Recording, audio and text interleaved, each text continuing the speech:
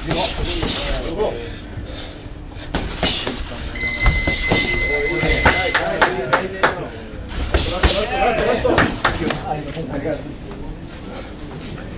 Twin for the untouchable true school sports. Let's go, baby. Bow! Be careful what you wish for because it can become a reality. Yeah.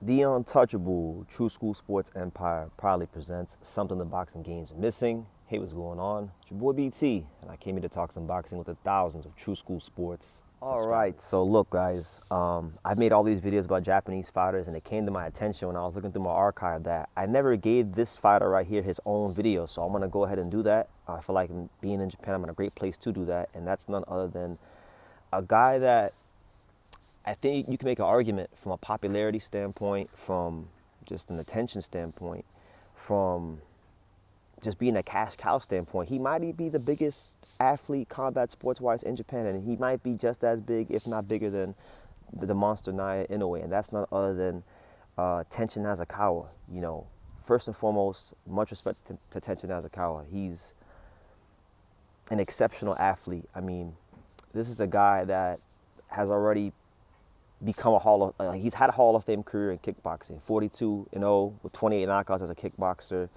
What Inoue was doing this year, fighting at the Tokyo Dome, Tenshin was doing that 3 years ago, selling 56,000 tickets at the Tokyo Dome. 4-0 in MMA, so he's already an accomplished athlete in the realm of combat sports. But in boxing thus far, he's 5-0 with 2 knockouts, and he's legit. Like, he's a legitimate bantamweight contender. That's an accomplishment to come from another sport and then to become a legit contender in boxing. It's incredibly tough, and he deserves so much credit just for where he's gotten to thus far in his career. Tenshin has a legitimate win on his record. You know, he knocked out Jonathan Rodriguez. I think it was in 2 or 3 rounds.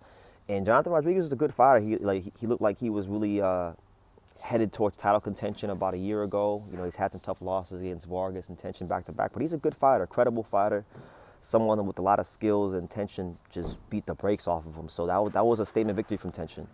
And right now, as it stands, Tenshin's ranked very highly in 2 sanctioning bodies. He's ranked number 3 in the WBC, and he's ranked number 2 in the WBA. So he's right there in line to potentially fight either Junto Nakatani or Seiya Tsutsumi, and I believe he's number 7 in the WBO. So that would mean he would be right there to fight, I think, Yoshiki Takai Yoshiki Takai. So he's going to be in line for a title shot sooner rather than later. And I think Tenshin's got a chance to become world champion, honestly, because he's showing growth very quickly in the professional ranks of boxing. Like, he has great timing, and one person that validated what I was seeing on screen to me was Angelo Leo, because, you know, Angelo Leo, a good friend of mine, he sparred a lot of Japanese fighters. He sparred Subaru Murata, he sparred Tenshin, he sparred what's his name? The guy's Kameda. He sparred Kameda. He sparred a lot, and many more that I don't even know of, you know. And one thing, when I asked him who was like the best Japanese fighter he sparred, he actually told me it was Tenshin. And then when I asked him why, he said Tenshin's timing, you know, his ability to time you in between your shots and counter. He's got better timing than people would think, being a guy, coming from a guy who came from kickboxing to boxing. So he told me that a while ago, and then in watching his fights, that's been reflected in his performances against like Jonathan Rodriguez and whatnot.